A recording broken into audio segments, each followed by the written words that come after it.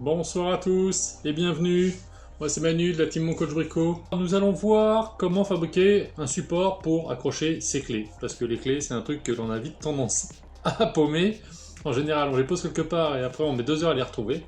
Donc je vais vous proposer un support à clés. On peut en faire des tonnes et des tonnes et des tonnes. Donc moi je suis parti sur une base simple pour les débutants avec ce qu'on peut trouver chez soi. Donc un simple morceau de bois, un bout de tasseau, parce qu'on a fait des tutos avec des tasseaux. Donc là, un gros tasseau. Donc je l'ai commencé de façon à éviter d'avoir du bruit avec les machines. Donc c'est assez simple. On va faire des demi-entailles dedans. Donc soit avec une scie à onglet, si vous avez. On règle la butée de façon à ce que ça aille pas jusqu'au bout et on vient tronçonner. Ou à l'aide de la scie sauteuse. Et là, on vient découper, on se met en départ et on va découper à la profondeur que l'on souhaite. Tout simplement. Donc ça c'est assez simple, un petit coup de ponçage par-dessus, et ça vous fait un support, on va dire somme toute très basique, qui se positionne assez facilement. Donc pour l'accrocher, plusieurs solutions, soit vous mettez des supports spécifiques qui existent pour pouvoir l'accrocher par l'arrière, soit vous mettez ce genre, hop, de petits crochets, vous venez fixer une petite cheville au mur, et après vous mettez ces petits crochets qui sont à visser, que l'on va mettre au dos, donc tout simplement en les vissant pour pouvoir venir l'accrocher sur un support, sur un haut de port, peu importe, comme vous le souhaitez. Alors, pour ce qui est de nos supports à clé, donc le support, voilà, c'est une chose assez basique que tout le monde peut réaliser, c'est assez simple, c'est rapide à faire, et on peut le faire à la dimension que l'on veut. En fonction des clés, on peut faire 10 km de long si on le souhaite, on peut faire ça sur une planche, on peut faire ça un petit peu comme on veut. Voilà, moi j'ai fait un espace de 5 clés, en fait, enfin 5 trousseaux de clés. Donc ça, une fois fixé, après le but c'est tout simplement de trouver quelque chose qui va venir, donc un fil et un support, un blocage, quelque chose qui va venir embuter en haut. Donc là moi j'ai pris des rondelles en bois. Alors des rondelles en bois c'est un grand terme. En fait c'est des chutes de découpe. Donc je vous avais déjà fait voir, c'est les scie cloches. Donc je vais vous refaire voir comment on s'en sert.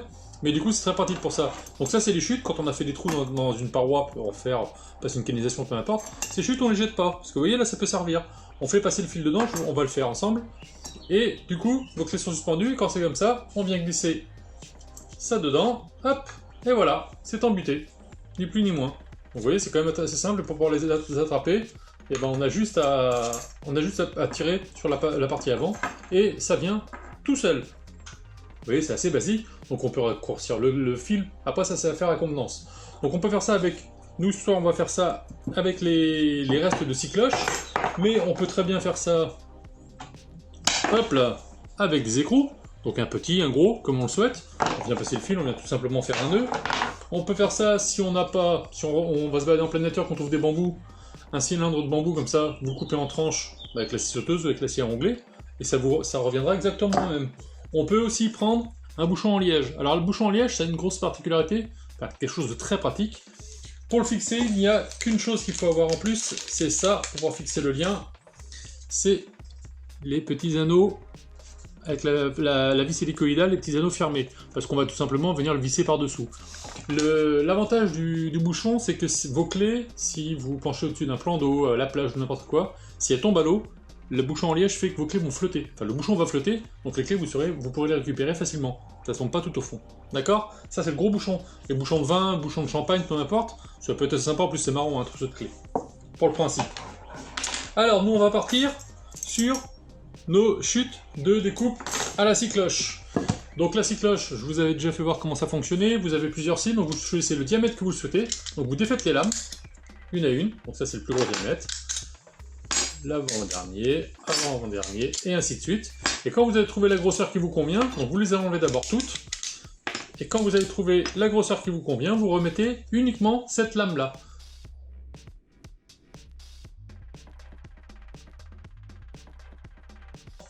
Vous voyez la découpe? Donc là, une fois que vous avez fait ça, plutôt que de continuer d'aller jusqu'au bout, parce qu'au bout de l'autre côté, ça va finir par arracher, une fois que vous avez fait ça, que votre trou principal, le trou d'axe est fait, vous tournez le morceau, vous remettrez votre axe central, c'est-à-dire votre mèche, dans le trou, et du coup ça va redécouper, mais l'autre côté, ça va permettre de faire quelque chose de beaucoup plus lisse. Et voilà, ma rondelle, creuse au centre, et donc ça, c'est souvent, on se sert de ça quand on veut faire des trous dans des parois pour passer un tuyau, pour pouvoir faire ce genre de choses, et du coup ça, 99 fois sur 100, les gens les jettent. Gardez-les, vous voyez, ça peut servir. Donc voilà pour la découpe à la scie cloche. Alors je vous expliquais qu'on peut faire ça avec plein d'autres choses. Hein. Un simple écrou, un morceau de bambou que l'on vient couper, on vient couper une rondelle, et ça permet d'accrocher le lien, tout simplement. Et donc du coup, les liens, vous prenez n'importe quelle ficelle que vous avez chez vous, allez pas faire des investissements démesurés, ça sert à rien. Donc hop, moi j'ai trouvé de la petite ficelle de bateau, qui pour le coup est très solide. Donc si je voulais faire ça avec un écrou, ben, je le passe dedans et puis je fais un double nœud, tout simplement. Ça fonctionne de la même façon. Hein. Donc, hop, je vais faire un double nœud, ou un nœud de 8, pour ceux qui savent faire. Hop, ça c'est peut-être un tuto qu'on fera sur les nœuds. Je trouve ça sympa, moi, les nœuds. Hop, voilà, mon écrou est mis. Si je dois mettre mes clés, eh bien mes clés, quand elles vont être dedans, hop, mon écrou fait le même job. Voilà, tout simplement. Alors, pour ce qui est, on va continuer avec nos rondelles en bois. Pour ce qui est de ma rondelle en bois, donc j'en ai déjà découpé, enfin c'était des chutes. J'ai juste poncé le bord pour que ce soit bien lisse. Donc là, je vais juste prendre une mèche un petit peu plus grosse que mon fil, de façon à pas trop galérer à le passer. Parce que le seul problématique, c'est si je fais passer mon fil comme ceci, ça va pas être pratique parce qu'il va falloir que je rentre les deux fils dans la fente. Et c'est plus énervant qu'autre chose. Donc ce qu'on va faire, c'est qu'on va percer, et on va passer le fil dedans, le faire ressortir au centre, faire deux petits nœuds l'un sur l'autre, ce qui va permettre de grossir, et ce sera fait. Donc là, je viens me mettre bien au centre, et je me mets bien de profil comme ça. Pourquoi de profil? Parce que ça me permet de voir exactement, parce que si, vous voyez, si je suis comme ça, là, ma mèche, elle va ressortir n'importe où. Ça me permet de bien voir où est-ce qu'elle va ressortir, ça va bien au centre de la rondelle. Et là, je viens tout simplement percer. Voilà, je fais quelques allers-retours pour bien former mon trou. Et là, mon trou s'arrête, je me suis arrêté pile au centre. Donc là, après, pour pouvoir passer mon fil, alors, rien de plus simple.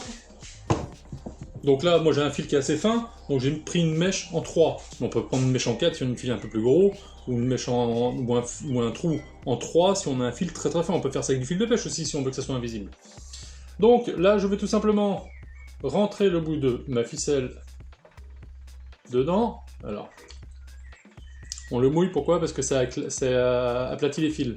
Et une fois que je vais ressortir le fil au centre, je souffle. Et ça fait ressortir le fil, tout simplement. Donc là, je vais faire un double nœud sur lui-même, de façon à faire une excroissance, si vous préférez. Un premier nœud, je viens emmener le plus au bout possible, de façon à ce qu'il n'y ait rien qui dépasse de la rondelle. Alors la rondelle, on peut la peindre, on peut laisser... C'est ce qu'on va faire d'ailleurs. Donc là, j'ai fait mes doubles nœuds, et donc là, j'ai juste à tirer, hop, et là, ça vient embuter. Parfait. Donc là, je vais pouvoir prendre trousseau de clés de voiture. Je viens faire la même chose, un double nœud à mes clés. Prenez une petite ficelle assez résistante quand même, parce que c'est quelque chose que vous allez avoir dans les poches. Donc si c'est un fil qui s'use trop vite, c'est pas très pratique. Voilà, un petit double nœud. À la limite, on peut mettre un petit coup de briquet dessus pour le faire fondre si c'est un fil qui fond. Pour que ça soit joli, hop, on coupe ce qui dépasse. Et mes clés sont accrochées. Assez fun quand même. Voilà, tout simplement. Et quand je veux partir, je prends mes clés et j'ai juste un porte-clés. Si elle tombe à l'eau, vu que c'est du bois, ça va permettre de flotter. C'est quand même très pratique. Alors du coup, ce qu'on peut faire, c'est qu'après on peut les décorer. Donc ces petites rondelles, moi ce que je vous conseille, je vais en prendre une qui est assez belle pour le coup, voilà, celle-ci. Ces rondelles, là je vais poncer l'extérieur, donc on voit vraiment le bois. Là j'ai passé une petite sous-couche, parce que c'était un contreplaqué que j'avais utilisé. Et du coup, non, c'est pas du contreplaqué, c'est du bois, réellement. C'est du pin. Du manguier, pardon. Et donc la sous-couche, c'est parce que c'était un meuble dans lequel je devais percer les trous. Donc la sous-couche était passée, donc il y a deux faces en sous-couche. Si vous n'en avez pas, c'est pas bien grave, vous pouvez le faire sans. Et là, ce que vous pouvez faire, c'est vous mettre deux dessus, avec notre fameuse bombe de peinture. Et donc là, on va se mettre, on secoue bien la bombe, on va se mettre bien par-dessus, pour uniquement pulvériser sur la surface du dessus. Quand c'est sec, pof, je retourne, je fais la même chose de l'autre côté. Alors là, moi j'ai une bombe de peinture noire qui traîne, donc je vais faire ça avec ça. Et donc ça va faire noir et bois. Ça peut être assez cool. Donc l'avantage c'est que ça sèche très vite. Et quand on se met bien dessus, ma paroi est noire, et ma tranche est couleur bois. Encore un objet déco pas cher. Donc là, il faut juste le laisser sécher, alors ça sèche en 5 minutes, hein. C'est assez rapide à faire. Voilà. Et en tout cas, je vous dis à ciao les petits clous.